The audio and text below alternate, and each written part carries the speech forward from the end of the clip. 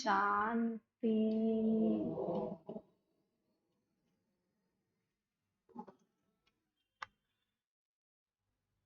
आज मुरली है 22/7/2021।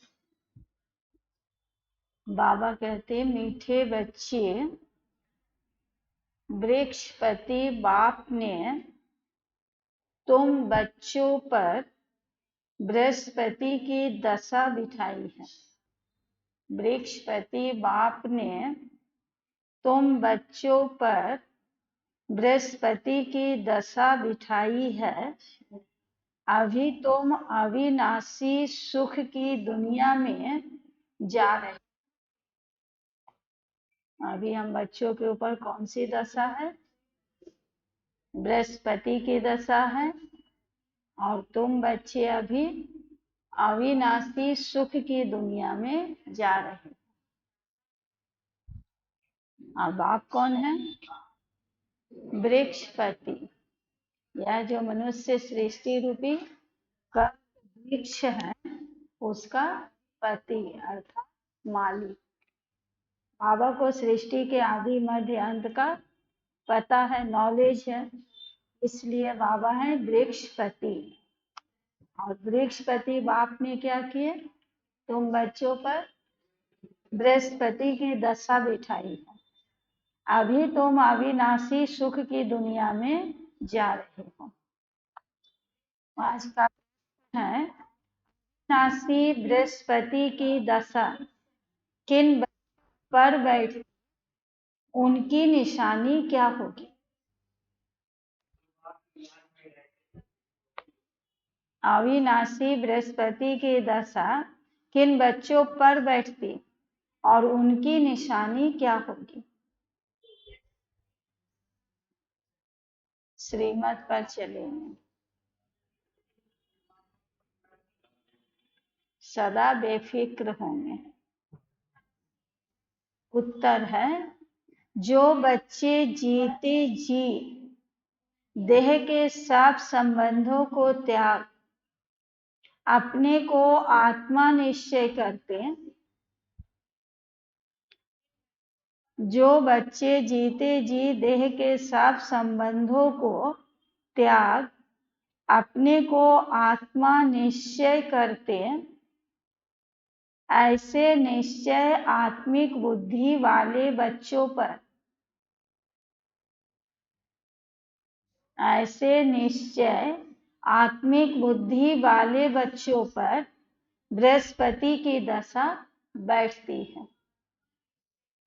तो किन बच्चों पर बैठती है? जो बच्चे जीते जी देह के सब संबंधों को त्याग अपने को आत्मा निश्चय करते, ऐसे निश्चय आत्मिक बुद्धि वाले बच्चों पर बृहस्पति की दशा बैठती है।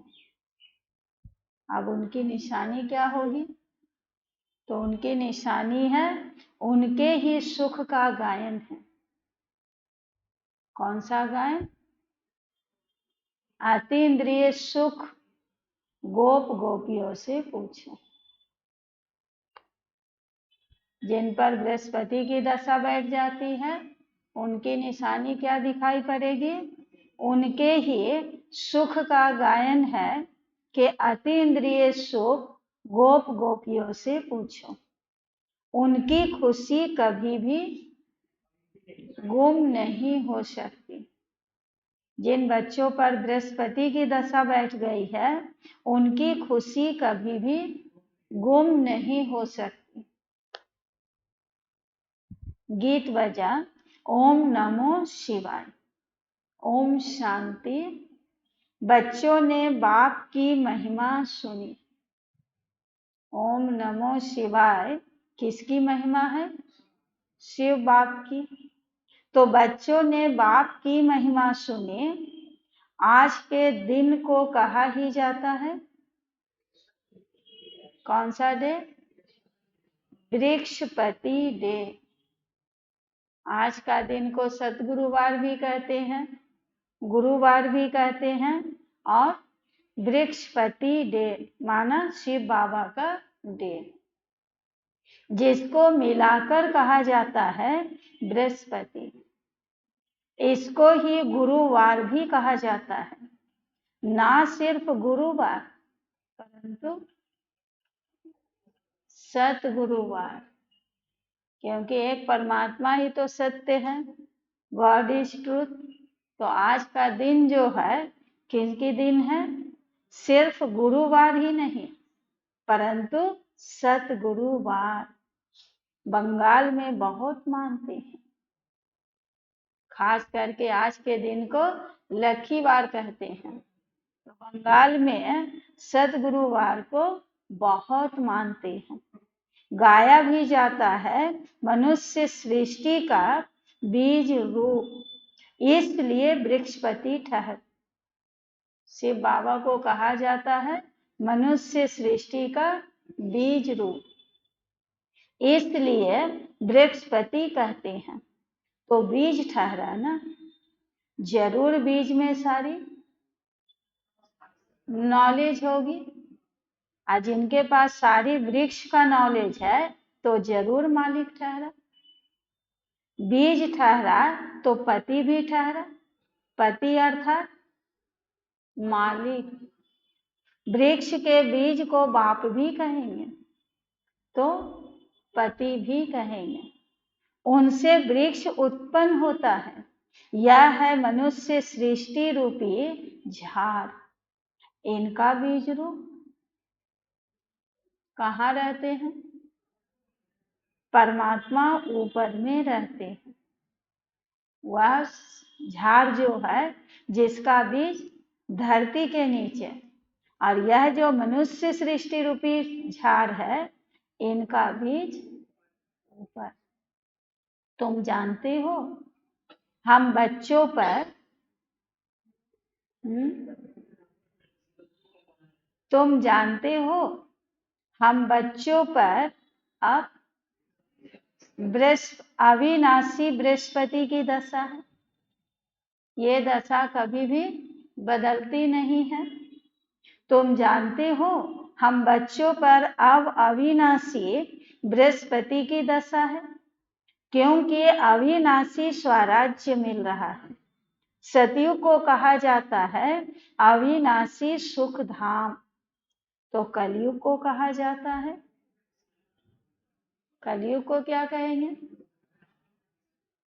वो है अविनाशी सुख धाम, तो कलयुग को उसके अगेंस्ट में विनाशी दुख धाम कहेंगे, क्योंकि दुख धाम का अब विनाश होना है। अभी दुख धाम का विनाश होना है। सुख धाम अविनाशी है, आधा कल चलता है, जो अविनाशी बृहस्पति स्थापन कर रहे हैं। तो बच्चों को सर्विस के लिए पॉइंट नोट करनी है। प्रदर्शनी में यह मुख्य पॉइंट समझाने की है, क्योंकि मनुष्य तो कुछ भी नहीं जानते ना, बरोबर यह ज्ञान है। अब बाप यह ज्ञान देते ही हैं नई दुनिया और पुरानी दुनिया के बीच में। बाबा नॉलेज कहाँ दे रहे हैं? कलयुग और सतयुग के बीच में। फिर यह नॉलेज प्राय लोप हो जाता है। यह ज्ञान ना देवताओं में होगा ना मनुष्यों में, सिवाय तुम ब्राह्मणों के। इसलिए दुनिया में भी ब्राह्मण को नॉलेजफुल समझते हैं। कुछ भी पूछना होगा तो ब्राह्मण से पूछेंगे। फिर यह नॉलेज प्राय लोप हो जाता। देवताओं को यह ज्ञान नहीं होता। अगर यह चक्र का ज्ञान होता तो फिर राजाई में मजा ही नहीं आता। यदि सतयुग में भी मालूम पड़ जाता कि यह चक्र लगाकर हम नीचे कलयुग में जाएंगे, फिर तो सतयुग की राजाई में मजा ही नहीं आता। अभी भी तुमको ख्याल आता है ना? क्या ख्याल आता है? कि हम सतयुग से जाकर फिर द्वापर कलयुग में आना पड़ेगा। तो थोड़े समय के लिए खुशी गायब तो होती है कि फिर हमको कलयुग आना पड़ेगा, फिर जो हम बंधन को पास किए, जो जो हम विघ्न को टाले वो सब विघ्न फिर से पास करना पड़ेगा। हाँ, फिर बाप मिलेंगे, इस खुशी में फिर वो गम भूल जाता। क्या राज्य लेकर फिर हमारी यह हालत होगी? परंतु यह तो ड्रामा बना हुआ है, चक्र को तो फिरना ही है। वर्ल्ड की हिस्ट्री ज्योग्राफी रिपीट हो रही है। अच्छा, कैसे रिपीट हो रही है यह भी तुम बच्चे जानते हो। तो यह है मनुष्य सृष्टि। तुम्हारी बुद्धि में मूल वतन का झाड़ भी है, तो साकार वतन का भी झाड़ है। मूल वतन का झाड़ में सेक्शन सबका अलग अलग है। देवताओं का सेक्शन अलग होगा, इस्लामी, बौद्धिक, क्रिश्चियन, उनका सेक्शन अलग अलग होगा। धर्म पिता ऊपर होंगे, उनके नीचे उनकी धर्म की आत्माएं होगी। तो सब अपने अपने सेक्शन में जाकर बैठेंगे। ऐसे नहीं कि परम धाम में भी जिधर तिधर जाकर बैठ जाए, नहीं, वहां भी निराकारी सिजरा बना हुआ है।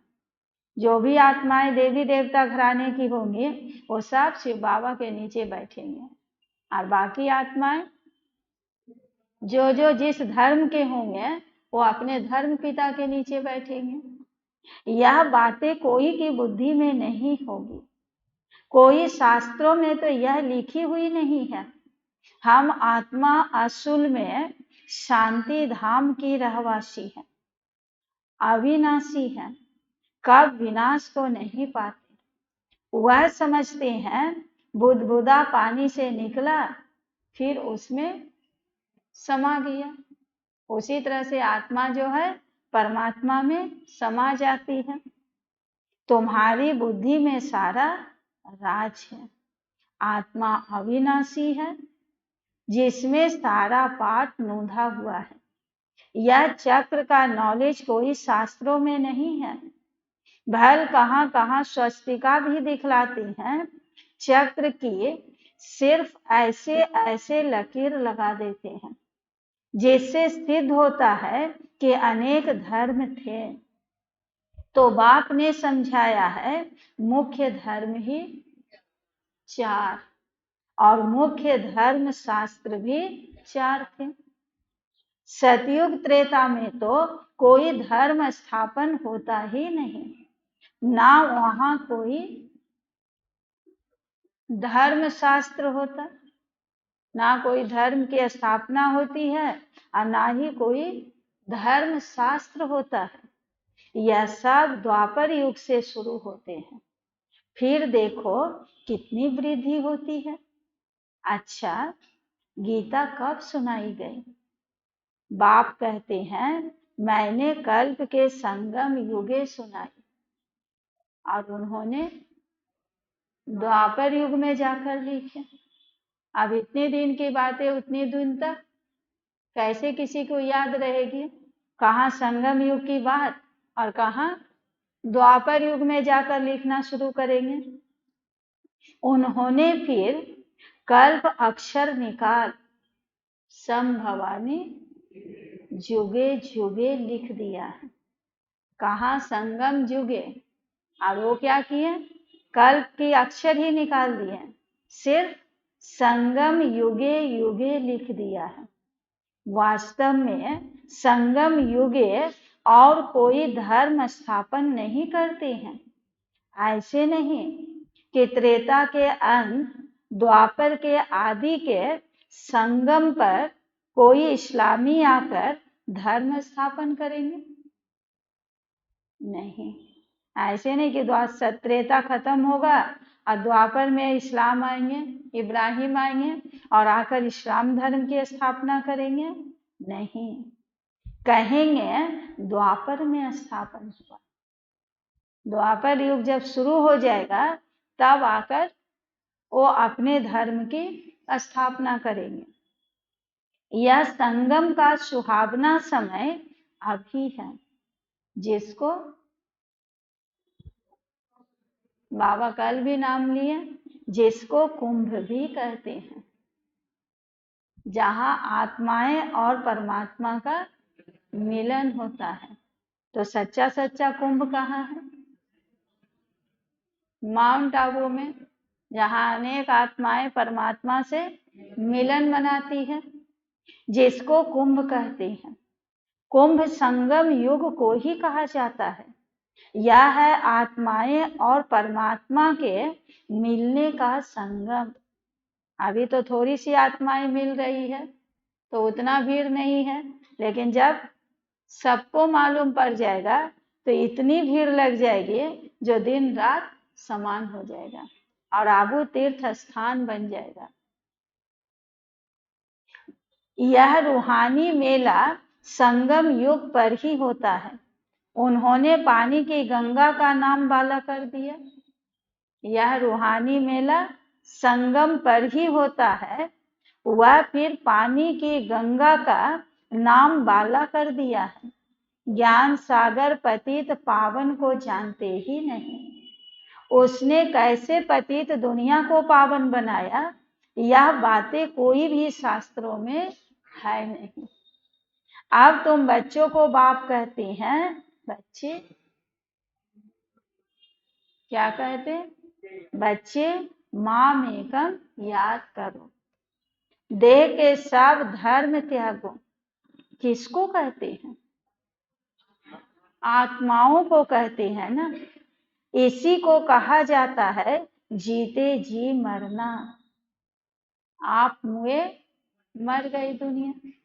जब देह को ही भूल जाएंगे, आत्मा निश्चय कर लेंगे, तो ये हो गया जीते जी मरना।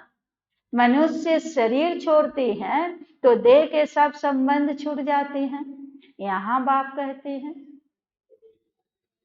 जीते जी देह सहित देह के सब संबंधों को भूलो और माम एकम याद करो। बाप कहते हैं जो भी देह के संबंध है वह सब छोड़ अपने को आत्मा निश्चय करो। निश्चय आत्मिक बुद्धि बनो। जितना जास्ती याद करेंगे उतना बृहस्पति की दशा बैठेगी। जांच तो करो। क्या जांच करेंगे?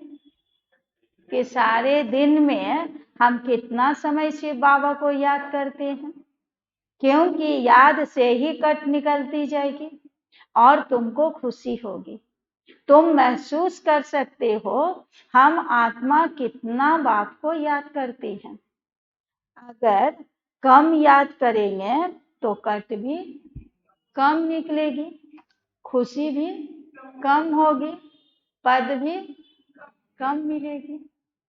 बाबा देखिए, हर चीज का जितना याद करेंगे उतनी कट उतरेगी, उतनी खुशी बढ़ेगी और उतना ही पद मिलेगा, उच्च पद मिलेगा। आत्मा ही सतो प्रधान से सतो रजो तमो बनती है। इस समय का ही गायन है। क्या गायन है? इसी समय का गायन है कि अति इंद्रिय सुख पूछना हो तो गोपी वल्लभ के गोप गोपियों से पूछे। तो गोपी वल्लभ कौन है? शिव बाबा है और हम सब आत्माएं गोप गोपियां हैं। क्योंकि इंद्रियों सुख से भी परे अति इंद्रिय सुख मिलता है और कुछ भी याद नहीं पड़ता सिवाय एक बाप के। इसको कहा जाता है अति इंद्रिय सुख। तभी खुशी का पारा चढ़ेगा।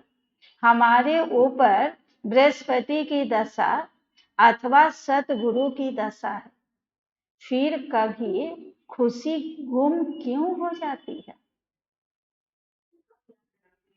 याद में कमी हो जाती है। खुशी गुम होने का कारण ही है, कभी खुशी गुम हो जाती है तो कहते हैं ना, अब बृहस्पति की दशा बदल शायद राहु की दशा बैठ गई है। खुशी गुम हुई माना बृहस्पति की दशा बदलकर राहु की बैठी है। कोई बहुत साहूकार होते हैं, कोई सट्टा लगाया, यह दिवाला निकला। भारत में ही जब ग्रहण लगता है तो कहते हैं ना, दे दान तो छूटे ग्रहण। तुम्हारा देवी देवता धर्म भी 16 कला संपूर्ण था, उनको ग्रहण लगा हुआ है। राहु की ग्रहण बैठती है, इसलिए देवताओं के आगे जाकर गाते हैं कि आप सर्वगुण संपन्न, 16 कला संपूर्ण, संपूर्ण निर्विकारी, मर्यादा पुरुषोत्तम, अहिंसा परमो धर्म। और अपने को, हम पापी हैं, कपटी हैं, मुझ निर्गुणहारे में कोई गुण नहीं। इससे सिद्ध होता है कि हम ही एक समय गुणवान थे। अभी तुम समझते हो हमारे ऊपर राहु का ग्रहण लगने से हम सब काले बन गए हैं। राहु का ग्रहण लगने से क्या बन गए? काले बन गए हैं। चंद्रमा के पिछाड़ी में लकीर जाकर रहती है ना, बिल्कुल तो नील नहीं होती, जिसको अमावस्या कहते हैं। लकीर अंत में रह जाती है। बाप भी समझाते हैं, बच्चे तुम देवी देवताओं के भी चित्र है। भले चरित्र चला गया, लेकिन निशानियां हैं, चित्र है। गीता ही आदि सनातन देवी देवता धर्म का मुख्य शास्त्र है, परंतु यह अपने धर्मों को भूल गए। जो देवी देवता धर्म के बदले हिंदू धर्म कह दिए। रिलीजियस हेड्स की कॉन्फ्रेंस करते हैं, तो वहां भी जाकर समझा सकते हो कि ईश्वर सर्वव्यापी तो है नहीं, वह तो बेहद का बाप है, मनुष्य सृष्टि का बीज रूप है। बच्चों को आकर वर्षा देते हैं। साधु संत आदि को तो वर्षा मिलता ही नहीं, तो भला वह माने भी क्यों? जिसको वर्षा ही नहीं मिला, ना साधु संत को मिला और ना कोई दूसरे धर्म वालों को मिला, तो फिर इन बातों को मानेंगे कैसे? मिला तो देवी देवता धर्म की आत्माओं को, जिनको मिला है वह अभी भी मान रहे हैं, अभी भी ले रहे हैं। साधु संत आदि के तो वर्षा मिलता ही नहीं, तो भला मानेंगे कैसे?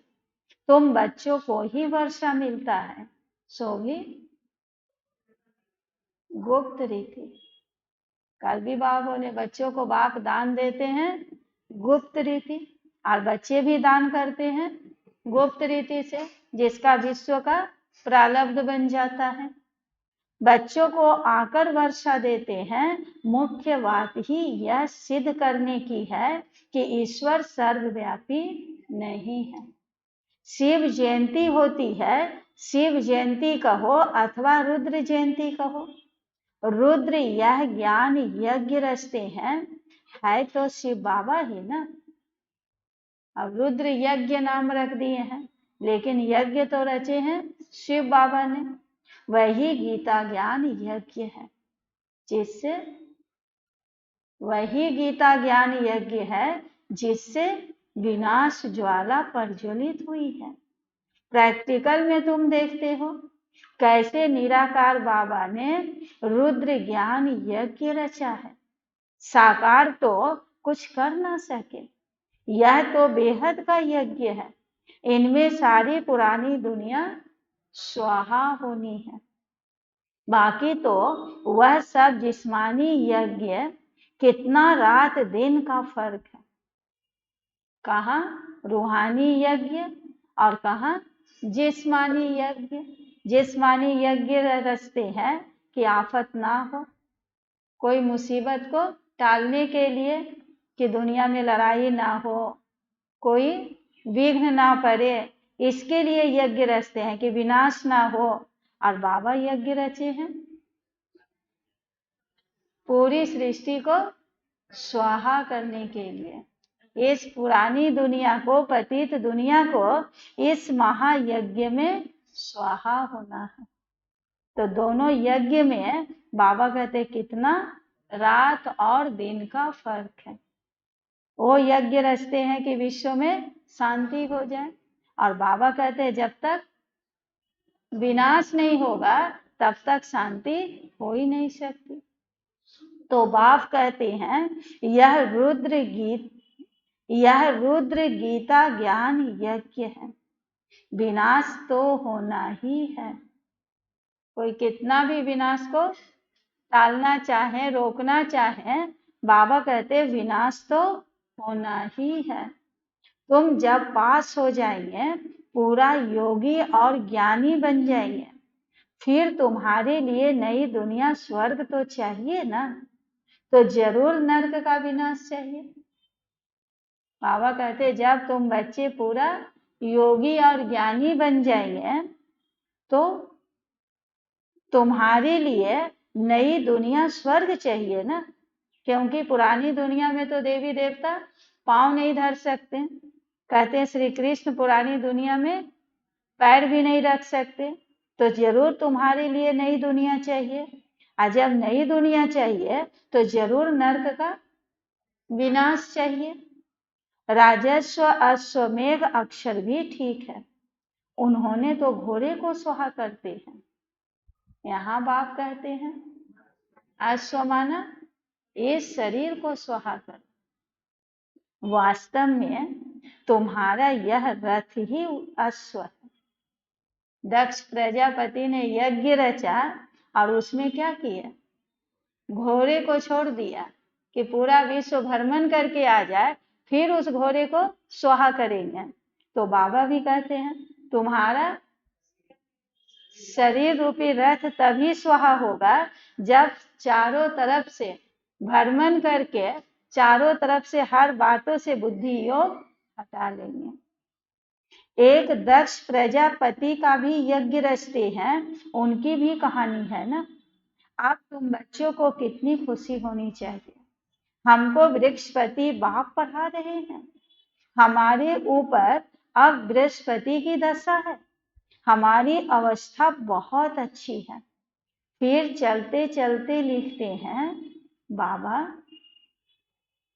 आज कहते हैं बाबा हमारी अवस्था बहुत अच्छी है क्योंकि हमारे ऊपर बृहस्पति की दशा बैठी है।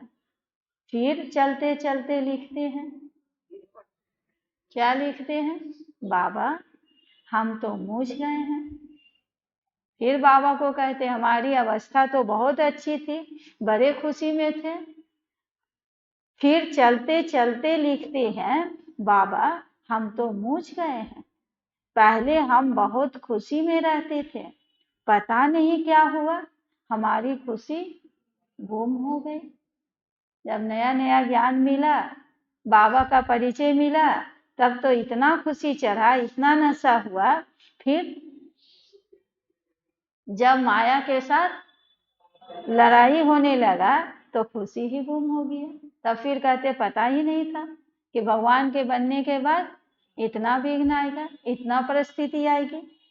यहाँ आकर बाप का बनना बड़ी यात्रा है।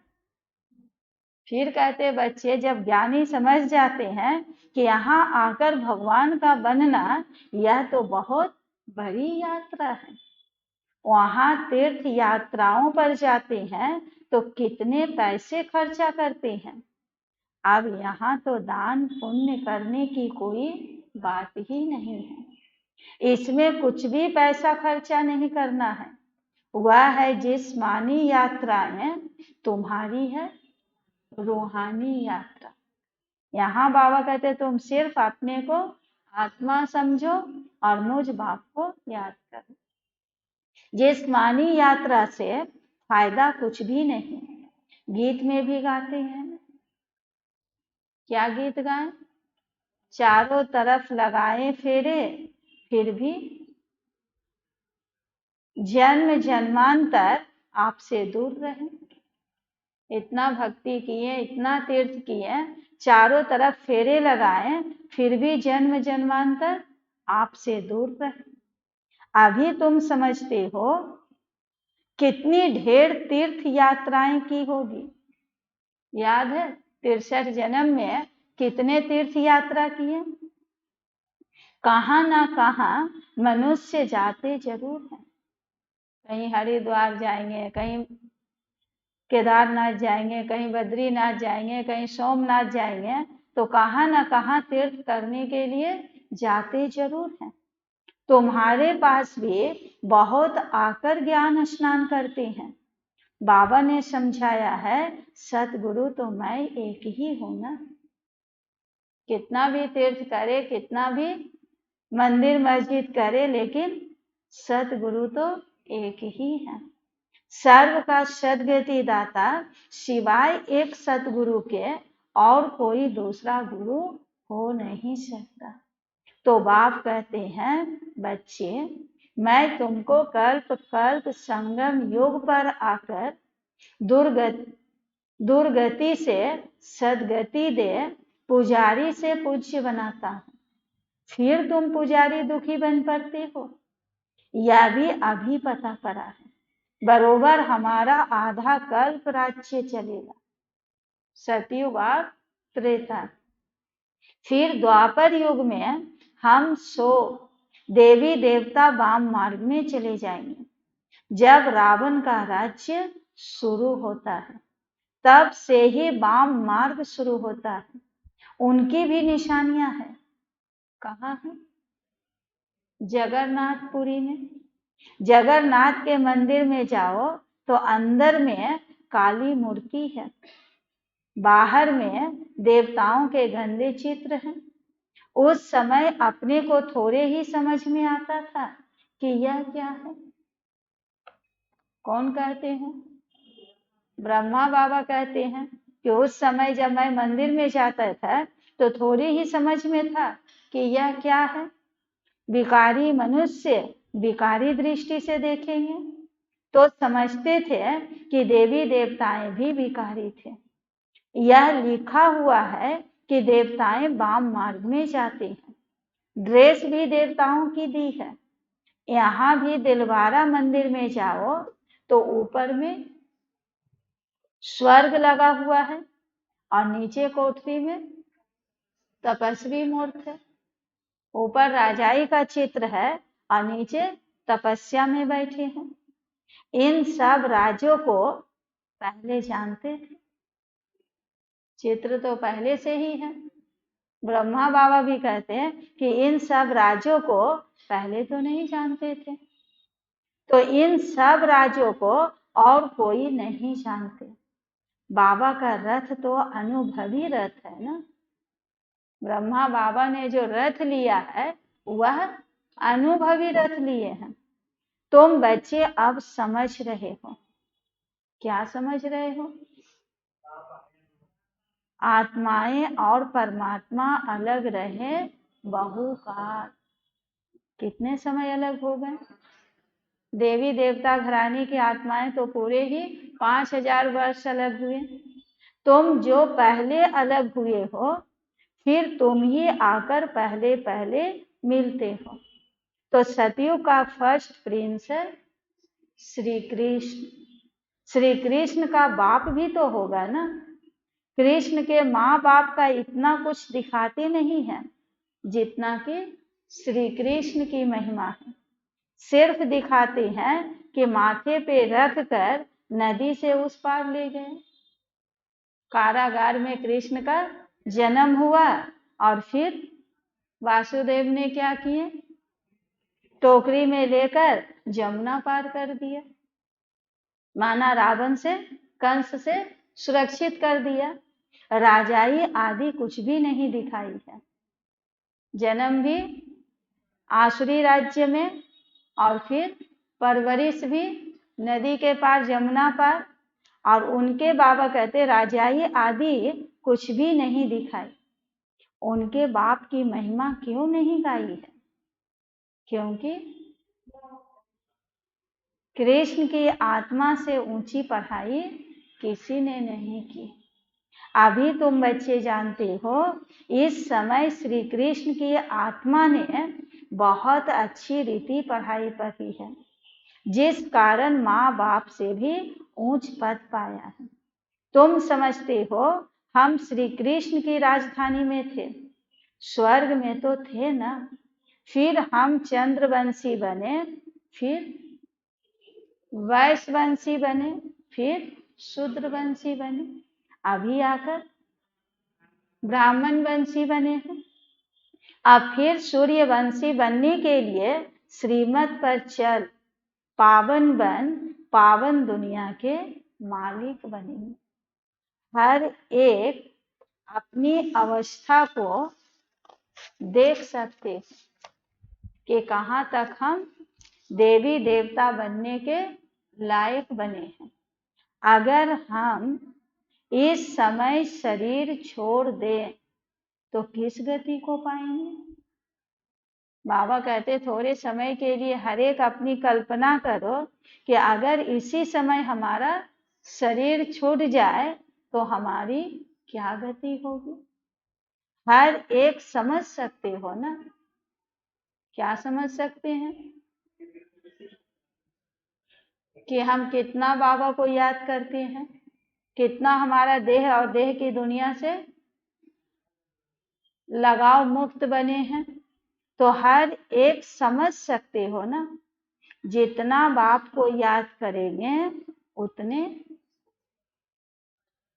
पहले पद मिलेगा, उतने विकर्म विनाश होंगे और खुशी बढ़ेगी, फिर पद मिलेगा।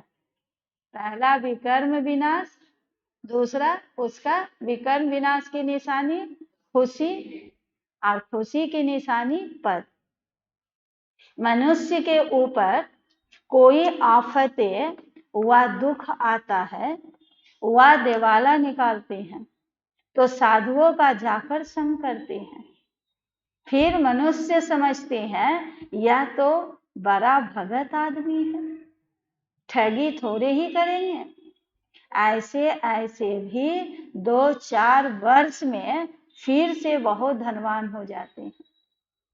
कोई मानो दिवाला निकाल दिए, कोई बहुत दुखी हो जाते हैं, तो वो क्या करते हैं, उनको दुनिया से वैराग्य आ जाता, संसार से वैराग्य आ जाता, मनुष्य से वैराग्य आ जाता कि मनुष्य जो है धोखा देने वाले हैं। फिर वो क्या करते हैं, साधुओं का जाकर संग कर लेते हैं। फिर मनुष्य समझ जाते हैं कि ये बड़ा भगत आदमी है। लेकिन किस लिए भगत आदमी बना, उसके पीछे की जीवन कहानी तो कोई नहीं जानते कि दुनिया से ठुकराया हुआ व्यक्ति है, ठगी थोड़े ही करेंगे। ऐसे ऐसे भी 2-4 वर्ष में फिर बहुत धनवान बन जाते हैं। उन्हों के बहुत छिपे हुए पैसे होते हैं। हर एक अपनी बुद्धि से समझ सकते हैं तुम्हारे में भी बहुत है जो बहुत कम याद करते हैं बाप को। इसलिए बाबा कहते हैं बच्चे, अपना कल्याण चाहते हो तो अपने पास नोटबुक रखो। अपना कल्याण चाहते हो तो अपने पास नोटबुक रखो। अब नोटबुक में क्या नोट करेंगे कि सारे दिन में कितना समय हमने बाबा को याद किया। चार्ट नोट करो, हम सारे दिन में कितना समय शिव बाबा की याद में रहे। मनुष्य तो सारी जीवन की भी हिस्ट्री लिखते हैं।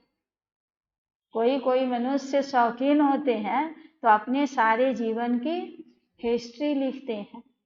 तुमको तो सिर्फ याद का चार्ट लिखना है। अपनी ही उन्नति है। बाबा को याद नहीं करेंगे तो ऊंच पद पा नहीं सकेंगे और विकर्म भी विनाश नहीं होंगे, खुशी भी नहीं रहेगी, तो ऊंच पद कैसे पाएंगे। फिर तो सजाएं खानी पड़ेगी ना, और सजा भी मिला और मोचरा जो नहीं खाएंगे तो पद भी अच्छा मिलेगा, और मोचरा खाकर फिर कुछ थोड़ा बहुत पद पाना या क्या काम का। सजा भी मिले और टुकड़ा रोटी मिले तो बाबा कहते किस काम का। इससे तो अच्छा क्यों नहीं ज्यादा समय बाबा को याद करके विकर्म विनाश कर ले। जिससे हम सजा खाने से भी बच जाएंगे और पद भी ऊंच मिलेगा।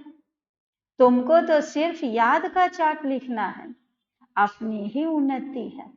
बाबा को याद नहीं करेंगे तो ऊंच पद पा नहीं सकेंगे। विकर्म विनाशी ही नहीं होंगे तो ऊंच पद कैसे पाएंगे। फिर सजाएं खानी पड़ेगी, मोचरा जो नहीं खाएंगे तो उनका जरूर ऊंच पद मिलेगा।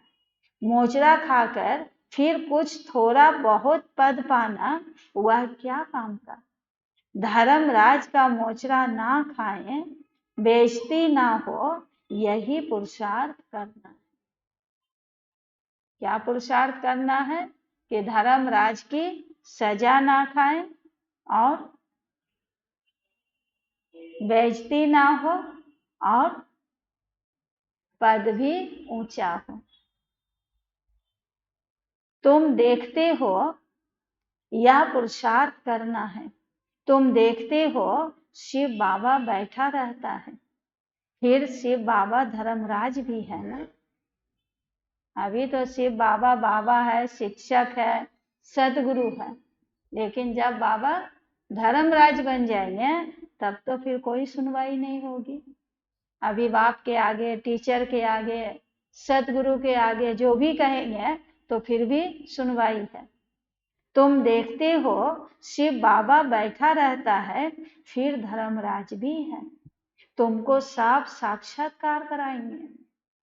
ऐसे धर्मराज बन के सजा नहीं देंगे, पहले क्या करेंगे, साक्षात्कार कराएंगे, दिखाएंगे कि तुमने यह किया था, याद है ना। जैसे बाबा पूछेंगे कि तुमने ये किया था बच्चे, याद है ना, तो वो सीन आपके सामने आ जाएगी। फिर आप ना भी नहीं कह सकेंगे कि बाबा हमने नहीं किया। आप फिर क्या करेंगे, आप खाओ सजा। तुमने यह किया, टीवी ऑन कर देंगे, फिर आपका सारा सीन उसमें दिखाई देगा। फिर बाबा कहते तुमने यह किया था, अभी नहीं किया, किया था, पास्ट हो गया, याद है ना, अब खाओ सजा। फिर उसी समय सजाएं उतनी ही खाते हैं जितनी जन्म जन्मांतर खाते हैं। पिछाड़ी में थोड़ा टुकड़ा रोटी मिला, उससे क्या फायदा। मोचरा तो नहीं खाना चाहिए ना। अपनी अवस्था को जांच करनी है। जैसे पोता मेल लिखते हैं, कोई 6 मास का लिखते हैं तो कोई 12 मास का लिखते हैं और कोई तो रोज पोता मेल निकालते हैं, रोज घाटा और फायदा देखते हैं। जैसे बाबा शुरू में रोज रात को कचहरी बिठाते थे, तो कचहरी क्या था, रात्रि क्लास नाम था, लेकिन होता था कचहरी कि सारा दिन कौन बच्चे क्या भूल किए, सब अपना अपना भूल को सबके सामने स्वीकार करते थे ताकि वो भूल फिर से दोबारा रिपीट ना हो। कोई तो रोज का भी निकालते हैं, तो बाप कहते हैं बच्चे तुम भी तो व्यापारी हो ना। तुम्हारा व्यापार तो 1-2 जन्म का नहीं है, पूरे 21 जन्मों का व्यापार है। तुम भी व्यापारी हो। कोई बिरला व्यापारी बेहद के बाप से व्यापार करे। तन नहीं, धन नहीं है तो तन और मन तो है ना। कोई बच्चे कहते हैं बाबा मेरे पास तो देने के लिए आपके पास धन ही नहीं है, मैं आपकी कैसे सेवा करूं। तो बाबा क्या बोले, धन नहीं है तो तन तो है, तन से सेवा करो। मन तो है, मन सा सेवा करो। उनको शरारत भी कहते हैं। बाबा किसी का भी रखते नहीं है, पक्का शरारत है। जो जितना करेंगे बाबा उसको उतना ही रिटर्न करेंगे। वो तन से करें, चाहे मन से करें, चाहे धन से करें, लेकिन शरारत माना किसी का भी बाबा रखते नहीं है। बहुत बड़ा जो व्यापारी होते हैं उसको क्या कहते हैं? बक्का शरारत, बराबर का हिस्सा, बराबर का, जैसे करेंगे वैसे देंगे, जितना करेंगे उतना देंगे। तो उनको शरारत भी कहते हैं। सट्टा मट्टा करते हैं ना। तुम तन मन धन देते हो तो उसके रिटर्न में बाप 21 जन्मों के लिए कितना वर्षा दे देते हैं। एक जन्म बाबा कहते तुम बच्चे तन से मन से धन से बाप की सर्विस करते हो तो बाबा उसका रिटर्न 21 जन्मों के लिए कितना वर्षा पाते हो। बाबा हम आपका हूं, ऐसी युक्ति बताओ जो हमारी आत्मा और शरीर इन लक्ष्मी नारायण जैसा बन जाए। बच्चे भी कितना भोलेपन से पूछते हैं कि बाबा इतना दिन तो हम आपको ढूंढ रहे थे, अब तो आप मिल गए, मैं तो आपका हूं, अब हमें ऐसी युक्ति बताओ जो हमारी आत्मा और शरीर इन लक्ष्मी नारायण जैसा बन जाए। बाबा कहते हैं मैं तुमको कितना गोरा बनाता हूं, एकदम रूप ही बदल देता हूं। कहाँ अभी के मनुष्य और कहाँ लक्ष्मी नारायण, एकदम रूप ही बदल देता हूं। दूसरे जन्म में तुमको फर्स्ट क्लास शरीर मिलेगा। तुम वैकुंठ में भी देखते हो ना, तुम जानते हो यही मम्मा यही बाबा फिर लक्ष्मी और नारायण बनेंगे। एम ऑब्जेक्ट भी दिखाते हैं। अब जो जितना पुरुषार्थ करे, बाबा एक को एग्जाम्पल बना दिए।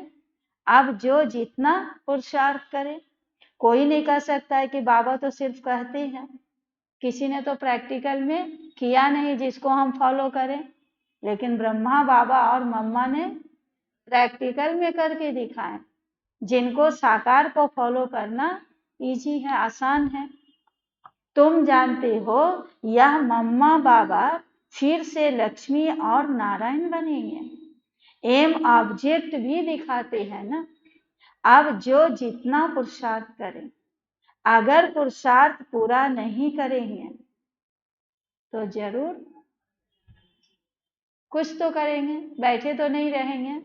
या तो करेंगे पुरुषार्थ या फिर धम्मचक्र मचाएंगे,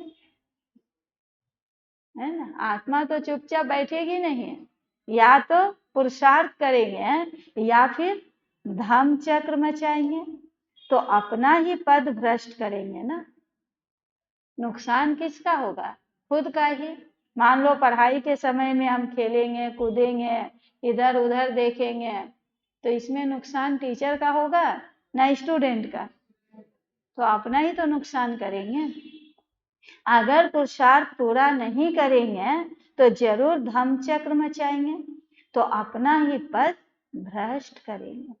बाप तो सावधानी देंगे ना। बाबा का काम है सावधान करना, टीचर का काम है पढ़ाना, सदगुरु का काम है थोड़ा थोड़ा भय भी बाबा दिखा देते हैं कभी कभी कि बच्चे दुनिया विनाश हो जाएगा, जन्म जन्मांतर का घाटा पड़ जाएगा। तो तीनों मिलकर हमको शिक्षाओं से कितना संभाल करते हैं। अब इसके बाद भी यदि नहीं बनेंगे तब तो बाबा कहते मैं धर्मराज बन जाऊंगा। फिर धर्मराज के आगे कोई सुनवाई नहीं होगी, क्योंकि उस समय बाबा सीधे से कैमरा ऑन करेंगे और कहेंगे तुमने ये किया, अब ये खाओ सजा। अब उसकी कोई सुनवाई नहीं। फिर बच्चे भी स्वीकार कर लेंगे बरोबर मैंने ऐसा किया, बाबा का कहना नहीं माना। अच्छा, मीठे मीठे सिकिल्दे बच्चों प्रति माता पिता बाप दादा का याद प्यार और गुड मॉर्निंग। रूहानी बाप की रूहानी बच्चों को नमस्ते। हम रूहानी बच्चों की रूहानी बाप दादा को याद प्यार और गुड मॉर्निंग, नमस्ते नमस्ते नमस्ते। धारणा के लिए मुख्य सार नंबर 1, अपनी अवस्था की जांच स्वयं ही करनी है। अपनी अवस्था की जांच स्वयं ही करनी है। अपने कल्याण के लिए डेली डायरी रखनी है। अपनी अवस्था की जांच स्वयं ही करनी है, माना स्वयं का टीचर स्वयं बनना है। अपने कल्याण के लिए डेली डायरी रखनी है, जिसमें क्या नोट करना है? जिसमें याद का चार्ट नोट करना है। सारे दिन में क्या किए नहीं किए उसको नोट नहीं करना है, लेकिन कितना समय हम शिव बाबा को याद किए, कितना समय औरों को याद दिलाएं, ये याद का चार्ट नोट करना है। नंबर 2, बेहद के बाप से सच्चा सच्चा व्यापार करना है। बेहद के बाप से सच्चा सच्चा व्यापार करना है। अपना तन मन धन बाप हवाले कर 21 जन्मों के लिए रिटर्न लेना है। अपना तन मन धन बाप हवाले कर 21 जन्मों के लिए रिटर्न लेना है। निश्चय बुद्धि बन अपना कल्याण करना है। निश्चय बुद्धि बन अपना कल्याण करना है।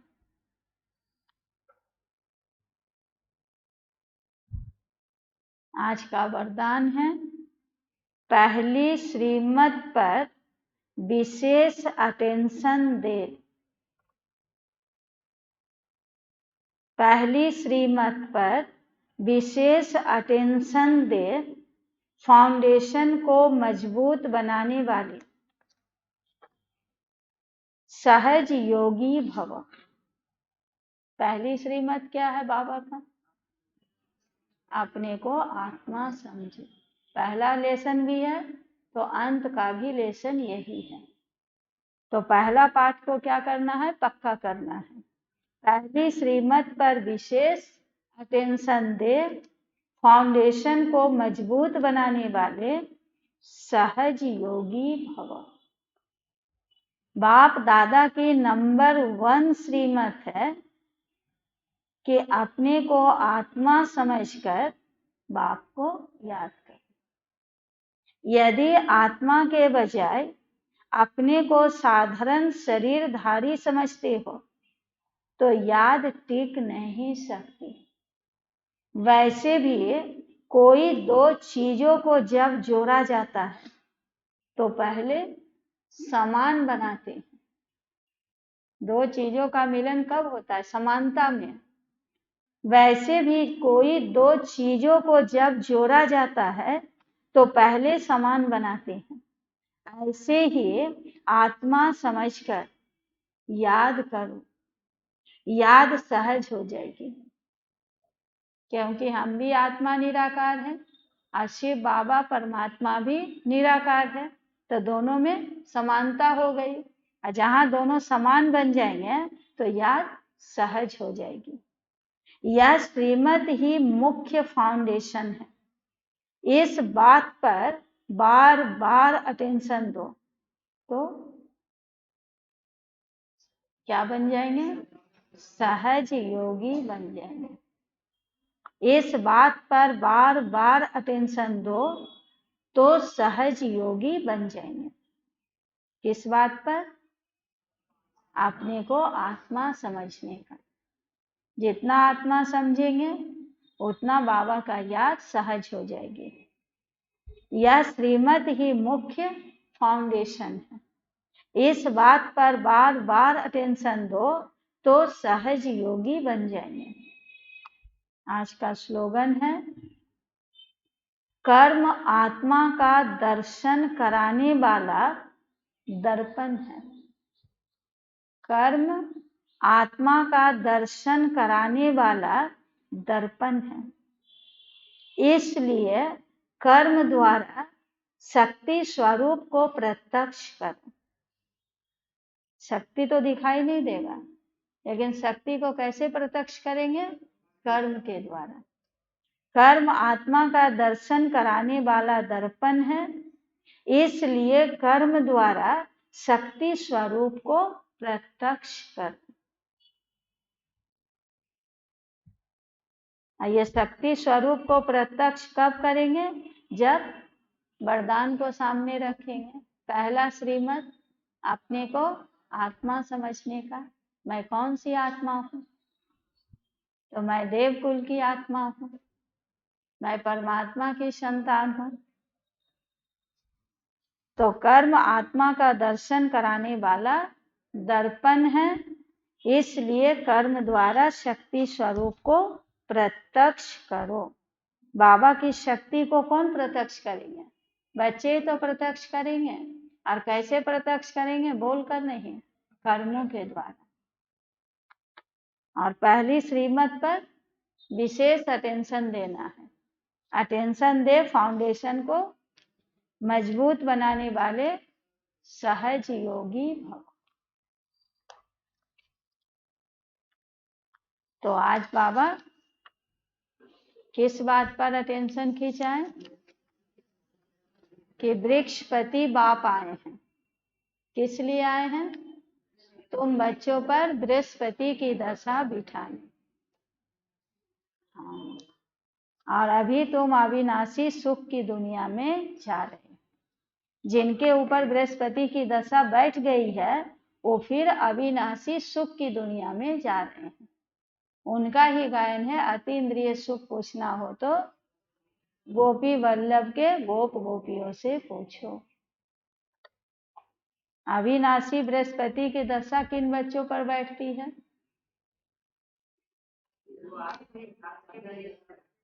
जो बच्चे जीते जी देह और देह के सब संबंधों को त्याग देते हैं, अर्थात अपने को आत्मा निश्चय करते हैं। ऐसे निश्चय आत्मिक बुद्धि वाले बच्चों पर बृहस्पति की दशा बैठती है। और जिन बच्चों पर बृहस्पति की दशा बैठ गई, उनका फिर खुशी कभी भी गुम नहीं हो सकती। उनका ही गायन, अति इंद्रिय सुख पूछना हो तो गोप गोपियों से पूछो। उनको इंद्रिय सुख नहीं खींचेगा, क्योंकि उनको अति इंद्रिय सुख की अनुभूति हो गई। तो इंद्रिय सुख जो है वो अपनी तरफ आकर्षित नहीं कर सकती। और इंद्रिय सुख के तरफ वो नहीं खींचेंगे तो उनकी खुशी कभी गुम भी नहीं हो सकती, क्योंकि इंद्रिय खुशी सदा के लिए नहीं है। कभी खुशी होगी तो कभी खुशी गुम हो जाएगी, लेकिन अति इंद्रिय सुख सदा है, अविनाशी है।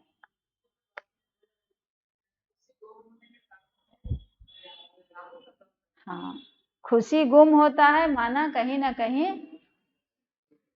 अति इंद्रिय सुख की कमी है, बाबा की याद की कमी है। जब बाबा की याद रहेगी तो खुशी गुम नहीं हो सकती। और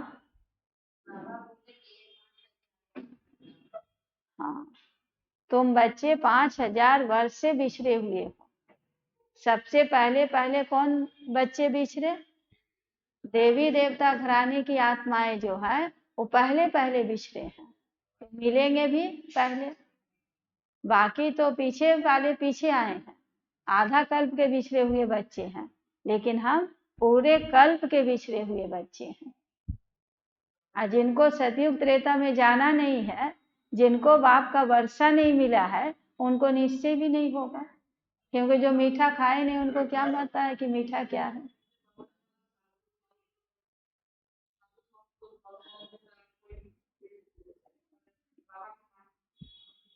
साधु संत को तो सुख का वर्षा नहीं मिला ना, सतयुग का सुख तो उनको अनुभव नहीं हुआ, इसलिए सुख को काग विष्ठा के समान कह दिए। वो जंगल में चले गए, गृहस्थी को त्याग दिए।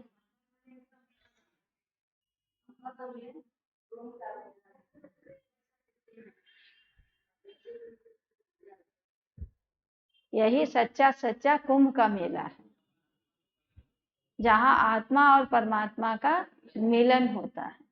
ठीक।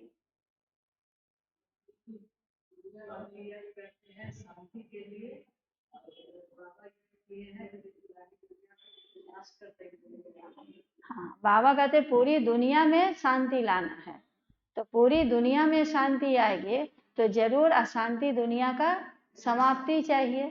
बगैर अशांति दुनिया को समाप्त किए विश्व में सुख शांति आ नहीं सकता।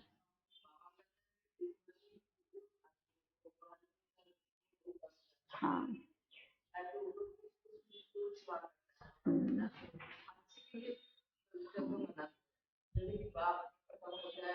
हाँ, दोनों यज्ञ का बाबा कंट्रास्ट बताएं कि दुनिया वाले यज्ञ किस लिए रचते हैं और बाप आकर यज्ञ किस लिए रचे हैं। बाबा यज्ञ रचे हैं कि पूरी पुरानी दुनिया इसमें स्वाहा हो जानी है और फिर से ये दुनिया बिल्कुल नई बन जाएगी, आत्मा कंचन बन जाएगी, सोना सच्चा सोना। और दुनिया वाले यज्ञ रचते हैं कि विनाश ना हो, और बाबा यज्ञ रचे हैं विनाश हो।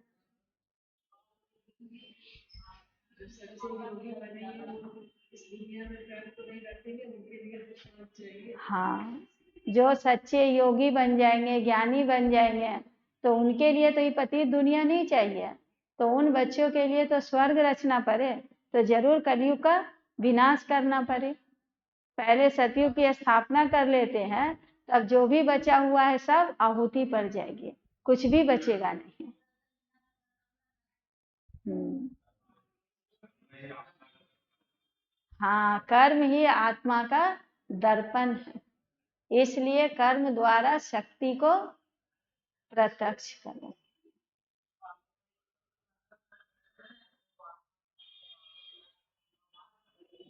हम्म। और आज का वरदान। हम्म। पहली श्रीमत का। हम्म, पहली श्रीमत द्वारा, पहली श्रीमत को फाउंडेशन को मजबूत बनाने वाले सहज योगी भव। पहला श्रीमत ये बाबा का।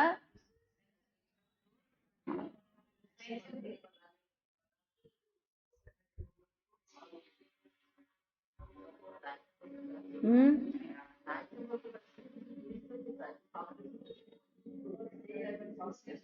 पहली श्रीमत द्वारा, पहली श्रीमत रूपी फाउंडेशन को मजबूत बनाने वाले हैं। हाँ। पहली श्रीमत के ऊपर जो है विशेष अटेंशन देकर फाउंडेशन को मजबूत बना, सहज योगी भव। तो पहला श्रीमत क्या है? अपने को आत्मा समझना, यह है, इस पर बाबा ने विशेष अटेंशन देना है, तब फाउंडेशन मजबूत बनेगा।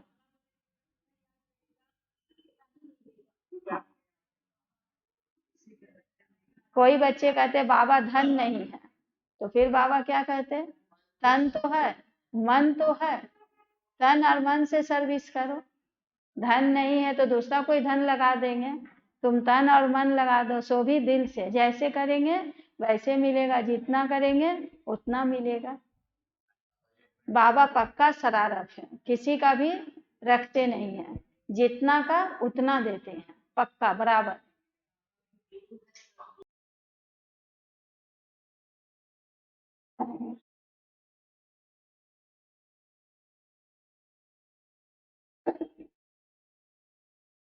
ठीक।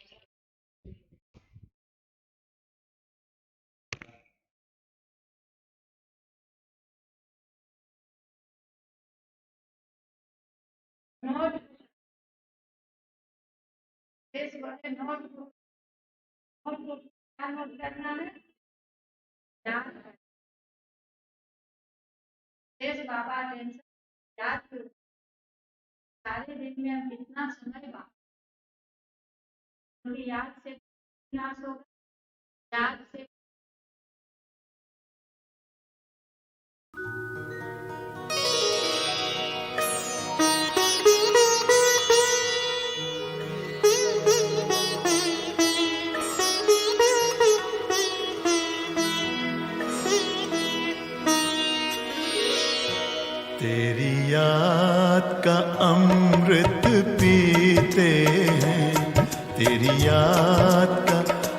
अमृत पीते हैं, तेरी याद में जीते हैं बाबा, तेरी याद में जीते हैं बाबा, तेरी याद का अमृत पीते हैं, तेरी याद का अमृत पीते हैं। रहे याद सदा ही साथ तेरी, रहे याद।